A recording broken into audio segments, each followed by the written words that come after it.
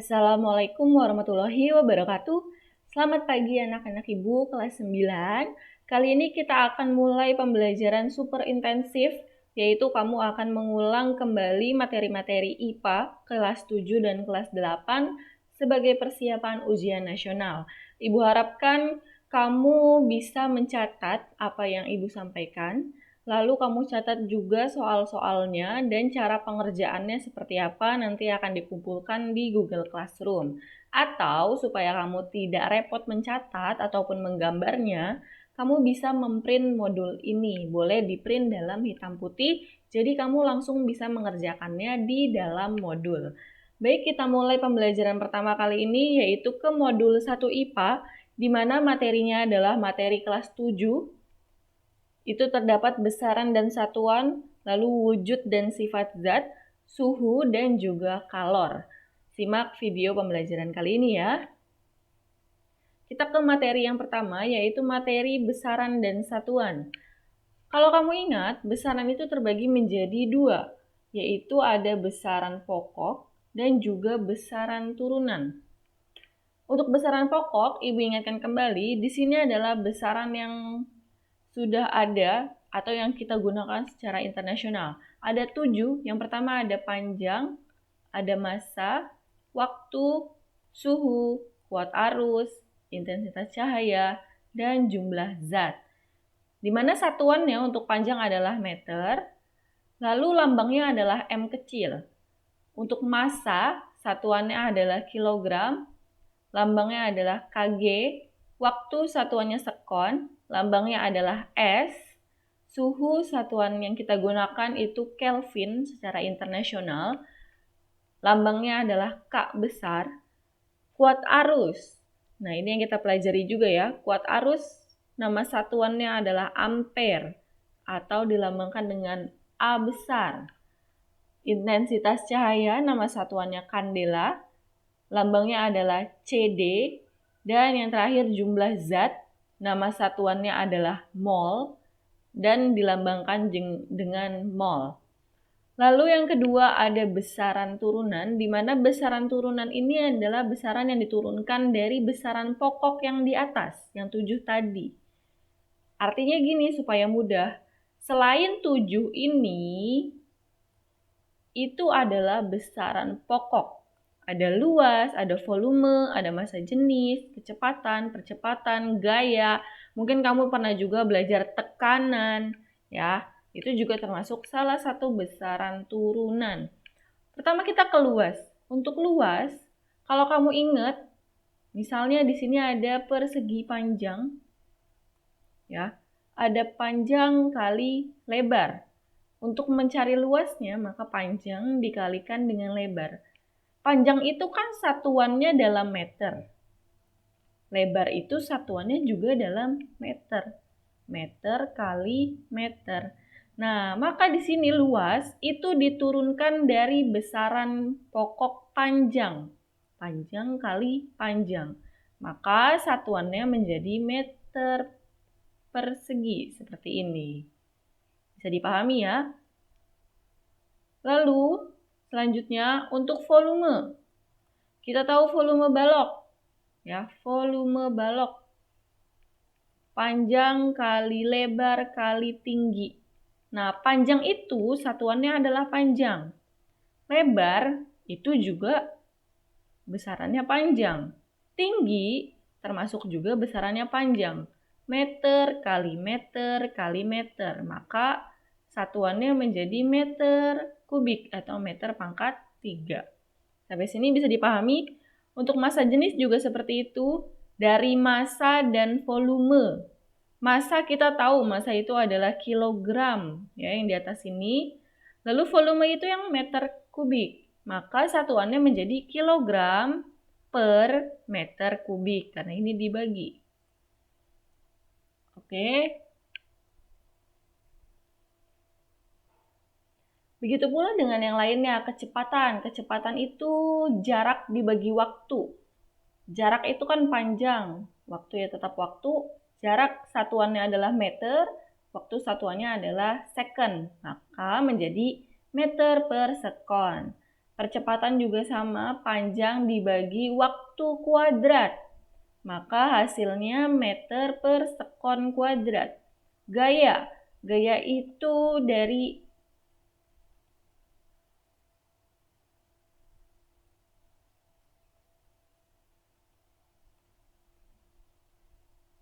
M kali A ya, yang masih ingat. Di mana M-nya ini adalah massa, berarti satuannya kilogram, dikali percepatan.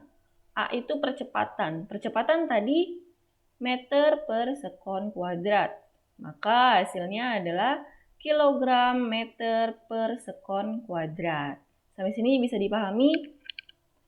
Oke, kita lanjut ke latihan soalnya. Nah, latihan soal ini perlu kamu pahami, perlu kamu catat, perlu kamu kerjakan.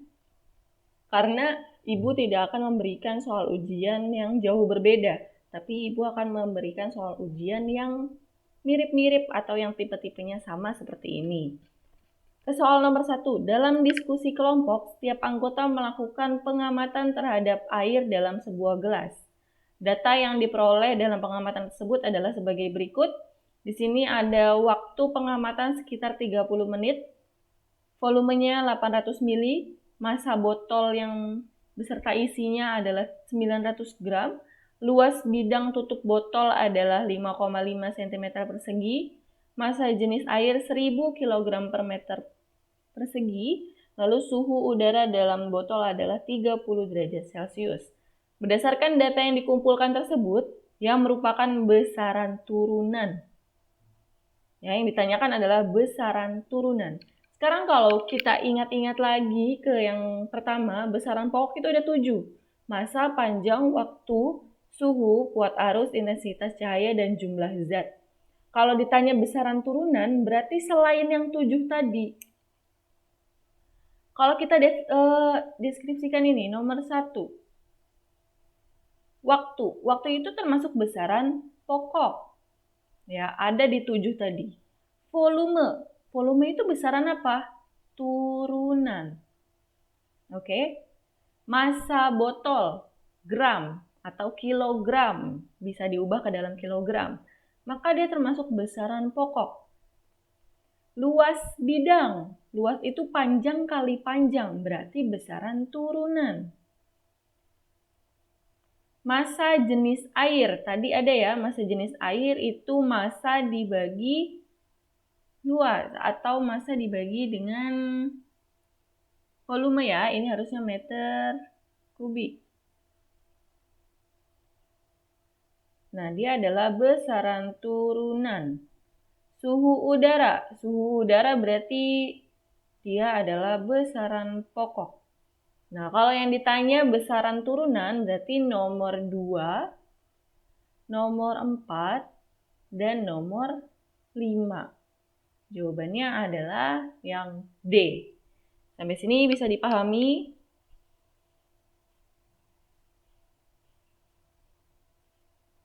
Ya, kita lanjut ke Ibu berbesar ya. Kita lanjut ke soal nomor 2.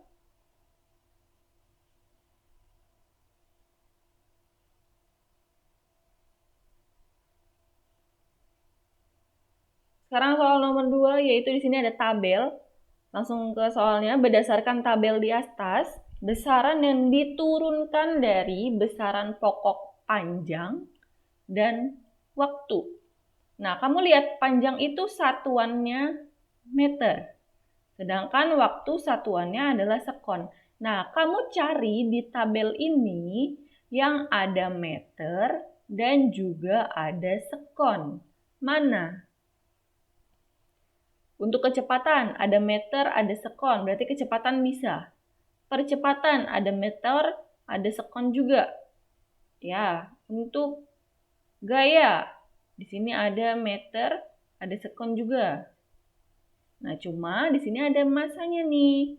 Sedangkan yang ditanyakan hanya meter dan sekon atau panjang dan waktu. Berarti jawaban yang paling tepat adalah 1 dan 2 yang A. Nomor 3, Perhatikan ilustrasi pengukuran neraca. Neraca itu timbangan ya. Kamu mungkin pernah pakai di kelas 7, pernah percobaan. Agar neraca jadi seimbang, yang harus dilakukan adalah di sini Ibu anggap di sini ada titik A, ini ada titik B. Di titik A ada 450 gram dan juga 1200 gram. Kalau dia harus seimbang, maka massa di A itu harus sama dengan massa di B. Untuk di A itu ada 450 plus 1200. Ya udah kita tambahin aja 450 plus 1200. Untuk yang di B itu ada 500 gram dan 1000 gram dan X. Nah, yang ditanyakan itu nanti yang X ini nih, harus berapa sih dia?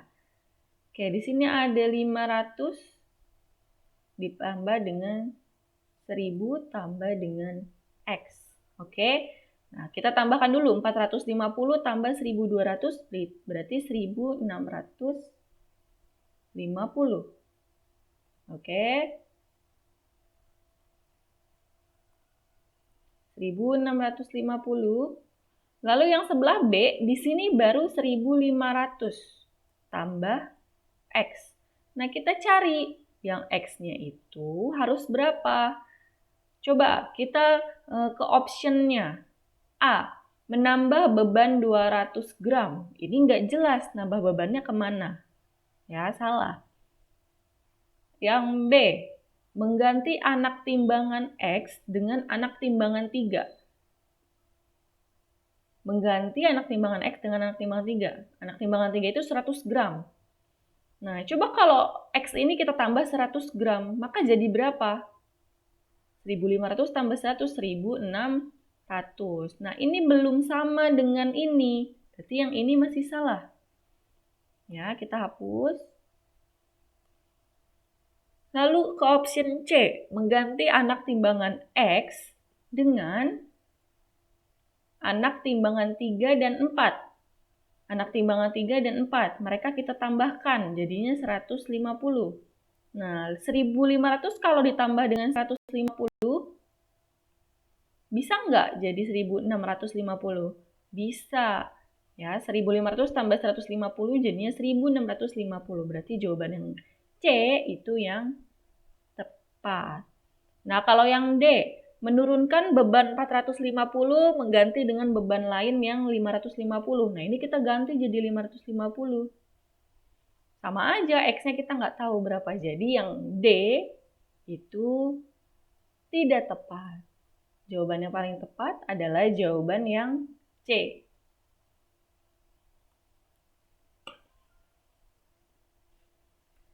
Sekarang kita lanjut ke materi yang kedua, wujud dan sifat zat.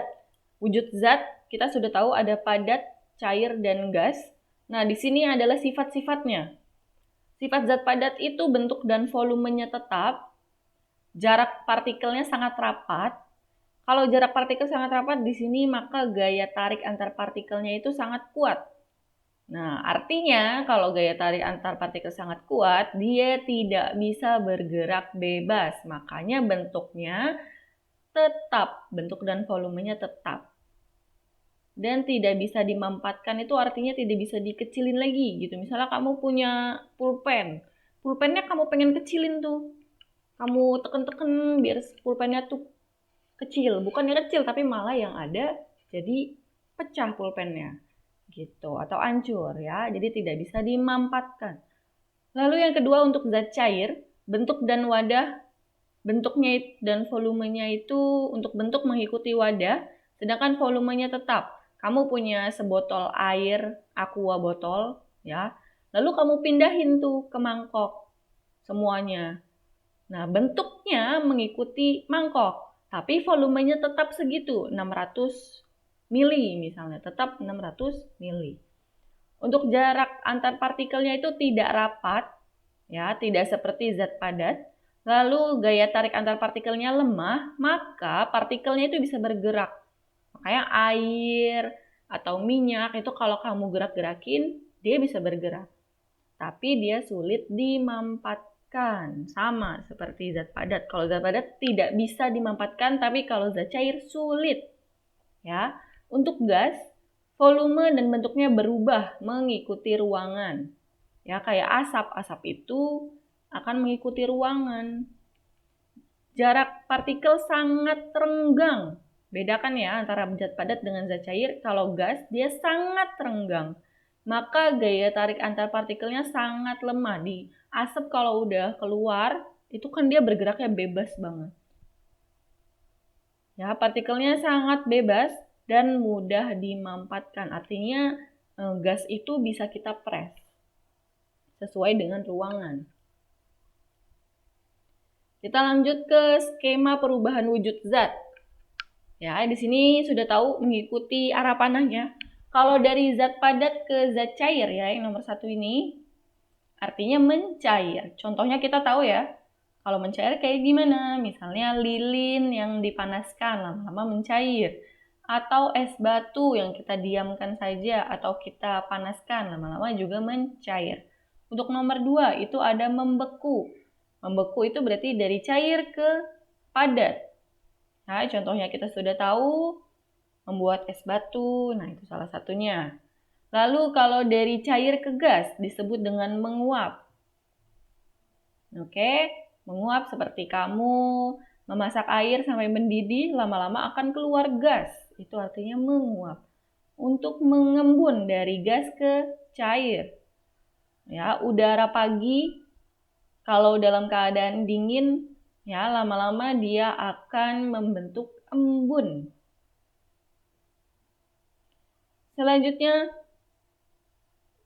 yang ini tadi yang keempat, lalu menyublim dari padat ke gas. Contohnya itu ada kapur baras atau kamper. Kamper itu kan zat padat. Kalau dibiarkan di dalam ruangan, lalu misalnya kena panas, itu lama-lama akan mengecil kamper tersebut. Nah, itulah yang disebut dengan proses menyublim. Untuk dari gas ke padat, itu disebut dengan mengkristal. Contohnya ada di salju, lalu ada di pembuatan garam, pembuatan gula. Oke, nanti bisa kamu cari-cari lagi ya contohnya dari ke-7 proses ini. Nah, soal nomor 1. Perhatikan sifat zat berikut. Sifat zat padat dan gas. Nah, ini kamu cari sendiri ya. Sifat zat padat dan gas itu ditunjukkan oleh nomor berapa. Kamu tinggal lihat ke kotak yang tadi ada di lembar atas. Oke, yang di zat padat, ciri-ciri zat cair, lalu juga sifat zat gas. Untuk cara pengerjaan nomor 2 di sini, ada gambar skemanya. Apabila nomor 1 mencair, ya kita tandai di sini mencair. Kalau mencair berarti dari apa ke apa? Dari padat ke gas. Ya, lihat tanda panahnya ke arah sini. Berarti yang C padat, yang B adalah gas. Berarti kalau bukan gas ya, tapi cair. Berarti yang A adalah gas. Oke? Nah, dan nomor 5 menyublim. Mana nomor 5? Ini ya. Menyublim itu dari padat ke gas. Udah benar. Yang ditanyakan, maka A, B, C, dan nomor 3. A-nya adalah gas, B adalah cair, C adalah padat, dan yang nomor 3. Nomor 3 itu dari cair ke gas. Cair ke gas disebut apa tuh? Menguap. Ya, dicari-cari lagi. Tadi materinya di atas, berarti jawaban yang paling tepat yang mana? Yang A. Oke, bisa dipahami? Untuk nomor 3 juga sama. Di sini ada skemanya. Yang ditanyakan wujud dari zat padat dan proses mengembun berturut-turut adalah ditunjukkan oleh nomor berapa? Petunjuknya dari mana? Dari menyublim. Menyublim itu dari mana ke mana? Dari padat ke gas. Nah, nanti coba kamu cari ya soal nomor yang ini.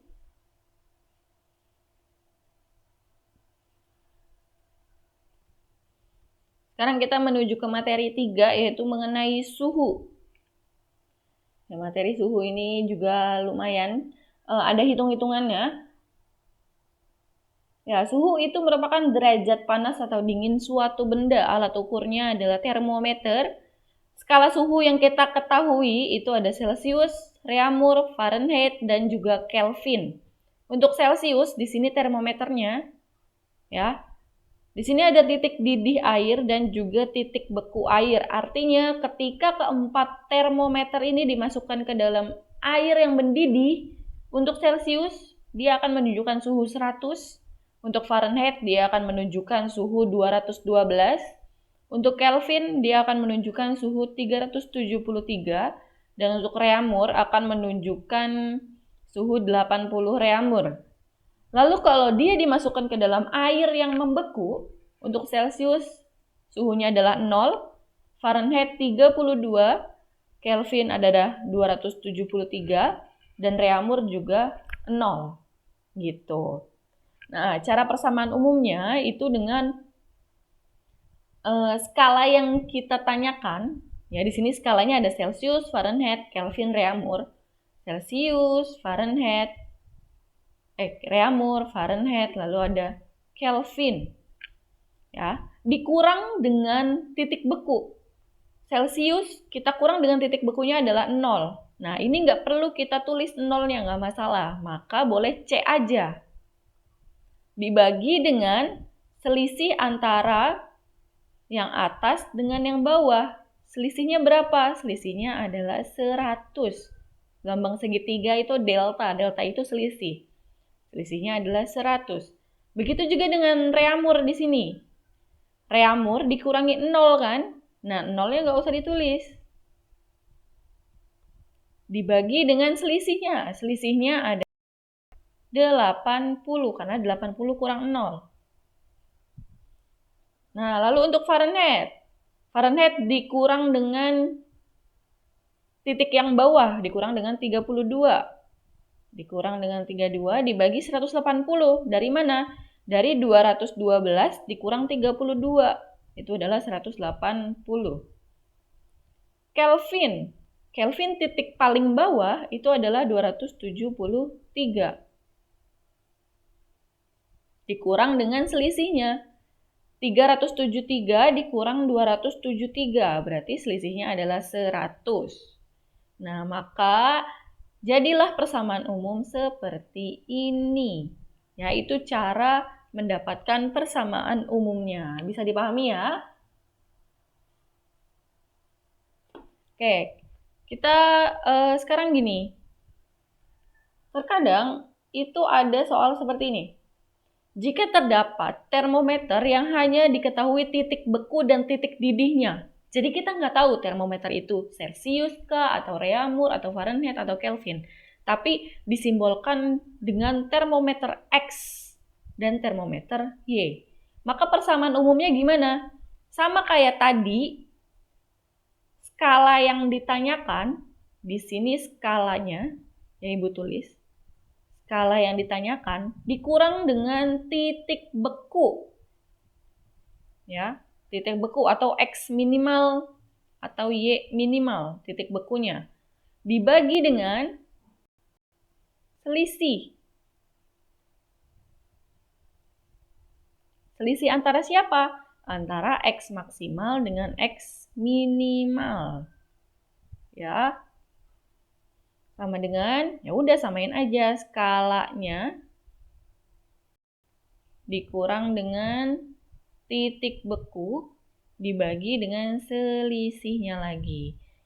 Nah, ini ya, ini prinsipnya seperti yang tadi yang Ibu jelaskan. X dikurang X minimal dibagi X maksimal dikurang X minimal sama dengan Y dikurang Y minimal dibagi Y maksimal dikurang Y minimal.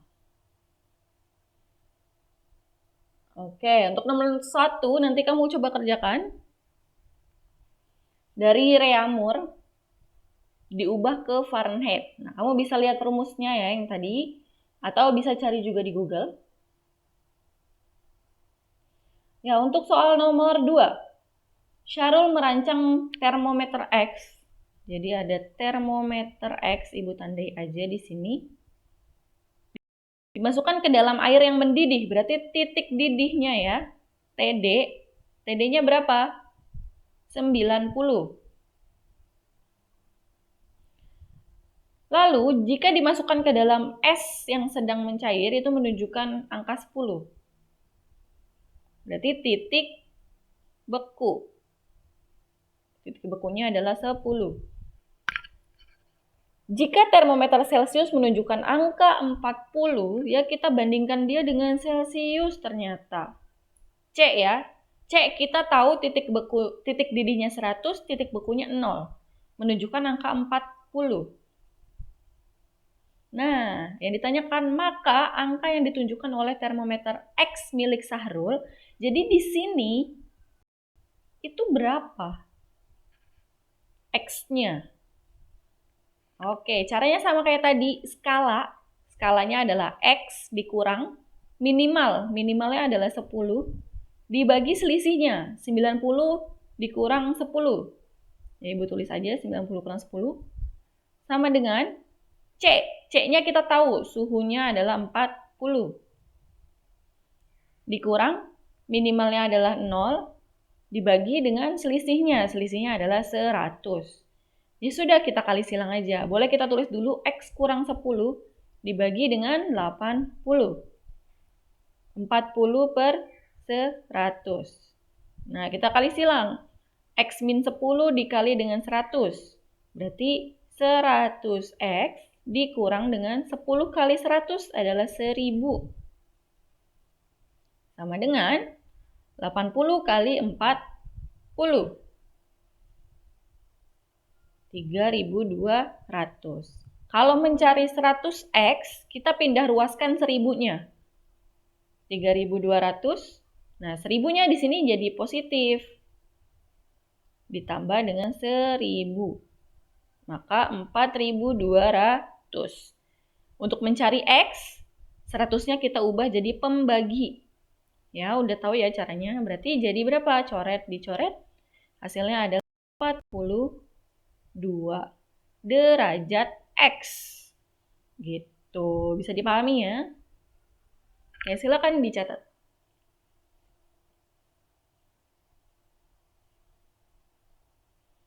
Sekarang kita ke materi yang keempat, kalor. Ini super intensif banget ya, Ibu super ngebut sekali. Ya, untuk kalor itu ada 3 rumus yang digunakan. Ada Q macet. Masih ingat? Q sama dengan MC delta T. M-nya adalah massa benda. C-nya adalah kalor jenis zat. Delta T adalah perubahan suhu. Q-nya adalah kalor. Lalu ada kalor laten, di sini melebur. Q sama dengan ml, massa benda dikali kalor lebur. Lalu ada kalor uap, QMU. M-nya sama, massa benda. U-nya itu kalor penguapan. Nah, di sini langsung Ibu jelaskan aja, ketika ada grafik seperti ini, ya ada grafik, maka kita bisa menerapkan rumus-rumus yang tadi. MC delta T, ML, MU. Nah, tergantung dari kondisi grafik. Contoh, dari grafik A ke B. Ini kamu gambar ya. Untuk grafik A ke B, kira-kira rumus yang digunakan yang mana? Ingat, di sini ada grafik suhu T-nya, ya. Dari A ke B itu ada perubahan suhu. Nih, ada delta T. Berarti yang paling cocok digunakan apa? Q M kali C kali delta T. Itu yang paling cocok digunakan karena ada perubahan suhu.